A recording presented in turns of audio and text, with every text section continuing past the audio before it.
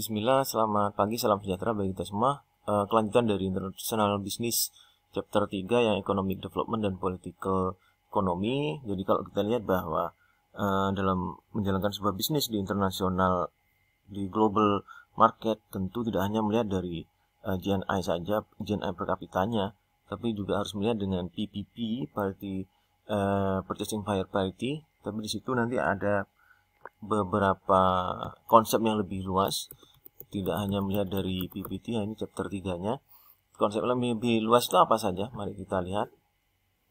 Ini dari Amartya Sen, ini penghadiah Nobel, bahwa seharusnya untuk melihat bahwa sebuah negara tidak hanya GNI dan PPT-nya saja, tapi di situ kita melihat dari Human Development Index atau HDI. Jadi di Human Development Index itu apa saja yang diukur? Menurut beliau adalah tentang life expectancy. Jadi di berapa tahun hidup untuk ekspektasi life-nya dari di satu negara, misalnya 60, semakin tinggi ekspektasi life-nya berarti dia semakin HDI-nya semakin bagus, dan itu menjadi pertimbangan dalam bisnis. Kemudian educational attainment, apakah diukur dengan misalnya literasi, adult literacy rate, kemudian seberapa banyak yang di sekolah pendidikan dasar, kemudian yang sekunder, kemudian tersier. Kemudian yang berikutnya tentu average income, kemudian PPT yang disebutkan di atas, yang mana di situ memberikan pemahaman yang menyeluruh tentang keseluruhan, dan juga di samping itu adalah kecukupan terhadap kebutuhan dasar seperti makanan, kemudian perumahan, kemudian healthcare. Nah, ini lebih kompleks, lebih komprehensif, melengkapi bahwa kalau kita lihat di HDI ini tidak hanya meng-capture bahwa sustain dari sisi ekonomiknya saja, growth ekonomiknya saja, tapi nantinya adalah di long term itu tentu di pendidikan. Nanti kita lihat betapa investasi pendidikan yang lebih tinggi di Korea Selatan jika dibandingkan dengan Pakistan misalnya, yang nampak bahwa pertumbuhan Korea Selatan di sekarang itu lebih ekonominya, kemudian rank ekonominya dan pertumbuhan ekonominya jauh lebih tinggi dibandingkan Pakistan. Nah, selanjutnya kita melihat bahwa inovasi dan entrepreneurship itu menjadi penting suatu negara, karena di situ adalah growth-nya, engine untuk growth-nya, untuk long run. Tentu long run economic growth itu adalah dari innovation dan entrepreneur. Nah, negara yang memiliki banyak inovasi dan memiliki banyak entrepreneur-nya, maka dia di masa yang akan datang, dalam jangka yang panjang, mereka memiliki economic growth-nya itu menjadi sangat luar biasa. Saya ambil contoh di US, ekonomi itu menjadi tumbuh sangat tinggi karena aktivitas entrepreneur-nya yang sangat banyak.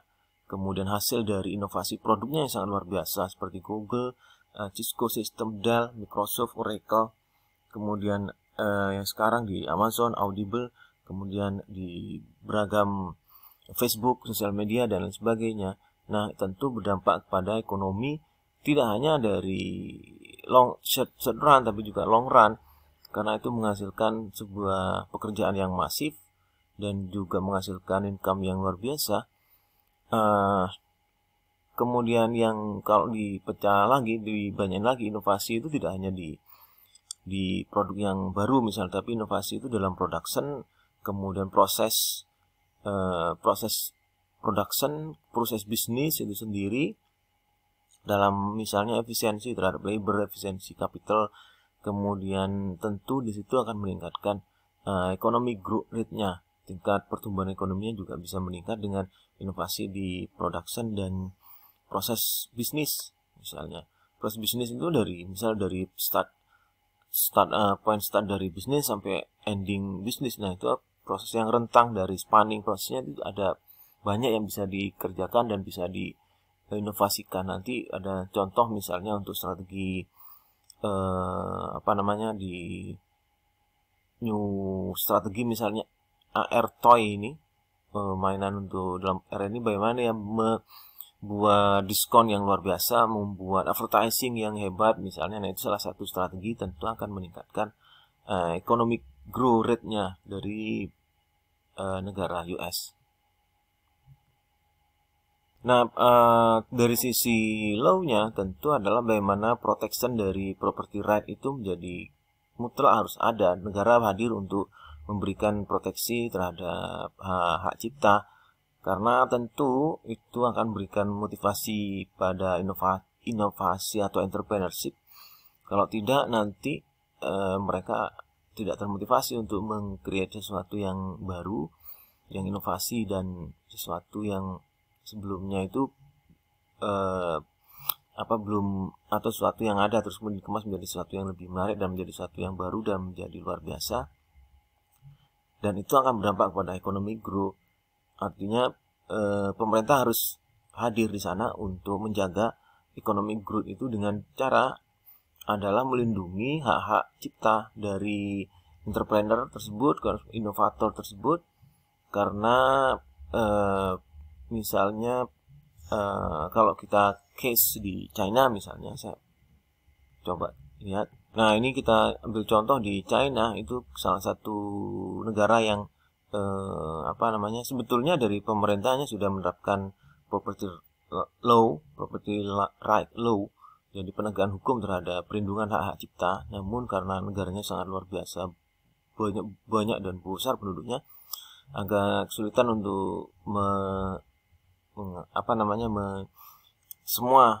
mengcover semua negara dari China itu untuk melindungi hak cipta, terutama milik asing. Misalnya kayak di McD, kemudian di kopi cuma dalam bentuk bahasa China, kemudian satu-satu contoh, banyak sekali di sana. Nah, tentu di situ sebagai pengambil kebijakan pemerintah, kalau dilihat dari makroekonomi, ketiadaan dari property right itu, atau kalau misalnya mereka mengcopy saja, tentunya nanti mereka tidak memiliki inovasi dan entrepreneurship untuk menciptakan sesuatu yang baru atau menambahkan sesuatu yang ada menjadi sesuatu yang baru dan lebih menarik. Nah, dampaknya secara long run, maka China itu tidak akan menciptakan produk-produk yang tentu pas fit dengan kebutuhan market secara global tentunya. Agak beda dengan misalnya di negara seperti yang inovasinya sangat tinggi, US mungkin, Europe mungkin, Jepang, Korea Selatan. Kalau kita lihat banyak sesuatu gadgets atau gift, barang-barang, produk-produk untuk ulang tahun, produk-produk untuk diberikan kepada kolega kita, itu ternyata mereka unik-unik. Nah, sifat inovatif dan entrepreneurship itu menjadi engine, menjadi mesin untuk ekonomi growth, dan itu harus dijaga. Kemudian selanjutnya adalah geografi, education dan economic development. Apakah ada geografik ini ada kaitannya? Enggak. Ternyata kalau merujuk pada teori yang dicetuskan oleh bukan Nabi Adam ya, Adam Smith, bahwa itu ada secara geografi itu mempengaruhi terhadap economic growth rate. Nah, policy tentu. Jadi melihatnya begini, kalau misalnya di negara yang kebanyakan dari dekat pantai gitu ya, atau coastal state, itu memiliki pertumbuhan yang lebih tinggi dibandingkan negara yang di mountain state mungkin. Nanti saya lihat dulu. Kemudian kita lihat dari political dan economic system, itu tentu menjadi pemicu atau menjadi penggerak dalam economic development. Kalau menurut ini dia coastal state, negara yang mayoritas mungkin negaranya dia pantai, itu menjadi lebih mudah dalam untuk international trade, karena transportasi tentunya lebih ke laut, tentunya lebih murah gitu ya, lebih mudah ya. Kemudian dibandingkan dengan mountain state itu agak susah karena dia isolasi fisikal, secara fisik dia isolasi, dan tentu dia agak sedikit ragu atau menolak terhadap market based trade. Nah, itu yang kajian secara, kalau menurut saya tidak sebegitu, karena kecanggihan teknologi dan digital, saya pikir no border sekarang, borderless.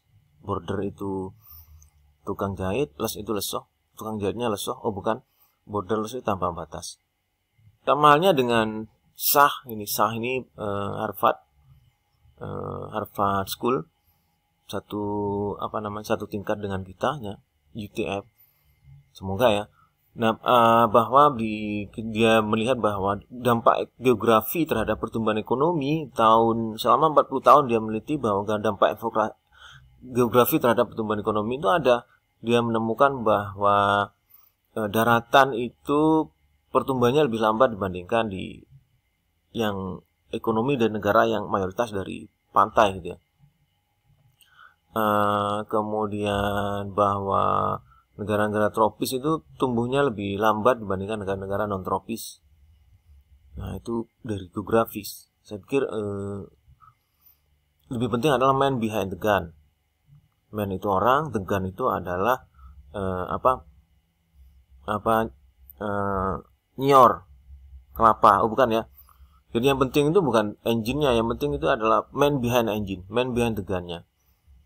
Kemudian negara yang investasi lebih tinggi dibandingkan negara yang lain di bidang pendidikan, maka dia di pertumbuhan ekonominya dan GNP-nya lebih besar. Seperti yang saya ungkapkan tadi, contohnya adalah 1960 Pakistan dan Korea Selatan itu sama-sama dia negara yang masih tertata di awal. Namun 30% dari negara Pakistan itu yang sekolah, 70% tak sekolah. Kemudian yang di Korea itu 94% semuanya sekolah. Nah, tahun 80 Korea Selatan itu GDP-nya itu 3 kali dibandingkan Pakistan. Mungkin kita bisa tiru ya, harus sekolah ya. Ayo sekolah semuanya ya. Karena era digital ini tentu metodenya aja yang beda. Learning itu by metodenya beda-beda, tapi learningnya never stop. Harus selalu learning. Last case adalah Indiahe, economic transform. Kemudian tahun 42 dia merdeka dari Britain, dari GB, Great Britain. Kemudian tentu pertama kali dia banyak perusahaan-perusahaan negara, BUMI, Badan Usaha Milik Indiahe. Kemudian sentral semuanya dari pusat sama dulu. Kita pernah mengalami era New Order baru. Kemudian mereka tidak memberikan untuk peran swasta sedikit. Kemudian tergantung dari pemerintah. Namun 90 mereka berubah. Tapi 94 masih dia sekecil Belgia. Namun kemudian dia berkembang besar. Kenapa? Karena reformasi atau transformasi dari bidang ekonomi. Bagaimana peran swasta, privatisasi, kemudian bagaimana di FDI, deregulasi, kemudian pajak dan lain sebagainya akhirnya menjadi negara besar, terutama di farmasi, sekarang di bidang digital. Semoga bisa kita ikutin langkah sukses key step dari India. Terima kasih.